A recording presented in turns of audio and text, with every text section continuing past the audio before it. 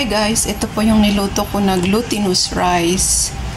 Gagawa po ako ng biko.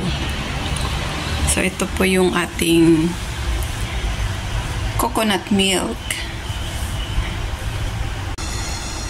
Ayan na po guys, kumukulo na yung ating coconut milk. Ayan, hintayin lang natin. Ito po guys, yung gula malaka na ilalagay natin mamaya. Ayan. Instead na asukal, ito yung powdered siya. Para brown na brown yung ating biko.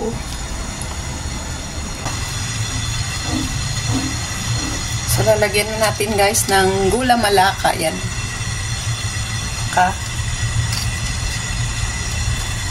Tansyain lang natin. Yan.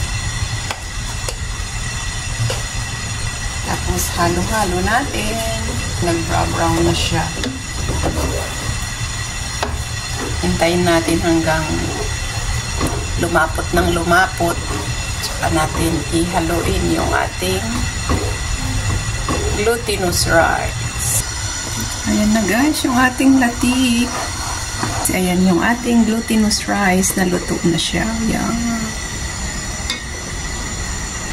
Ayan na po yung latik natin. Ilalagay na natin yung glutinous rice. Ayan, ilalagay na natin guys. Ayan.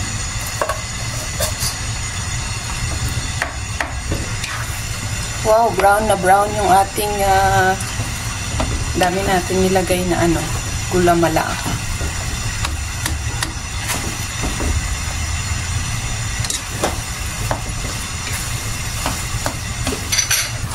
Meron na tayong pangkape bukas. Sakto lang. Oh. Yan, slow fire lang siya guys.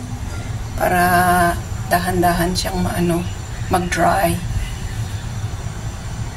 Ayan na po guys, yung ating finished product na biko o glutinous rice. Ayan, nilagay ko na sa container. Ayan. Masarap ikape yan guys. So, thank you so much guys sa iyong walang sawang panonood. Ingat sa lahat at God bless. Bye-bye sa lahat.